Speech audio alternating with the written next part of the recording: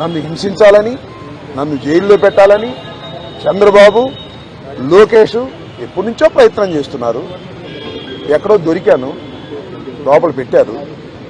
చూద్దాం, time will come again. పరిస్థితులు మళ్ళా మారతాయి.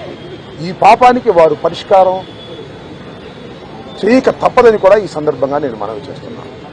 రాజమండ్రి సెంట్రల్ ప్రిజన్ నాకు పట్టుదలను పెంచే ఒక శిక్షణా కేంద్రం అని కూడా ఈ సందర్భంగా నేను మనవి చేస్తున్నాను. మరింత పట్టుదలగా, మరింత కసిగా ఎన్ని కేసులు పెట్టినా,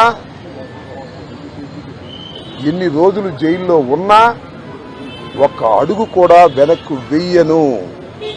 జగన్మోహన్ రెడ్డి గారి నాయకత్వంలో ఈ కూటమి ప్రభుత్వాన్ని ప్రజాస్వామ్యబద్ధంగా కూల్చేంత వరకు ఈ పోరాటం ఆగదు. ఎన్నిసార్లు జైల్లో పెట్టినా వెనక్కు వెళ్లే ప్రశ్న లేదు. అన్యాయంగా, అక్రమంగా జైల్లో పెట్టారు.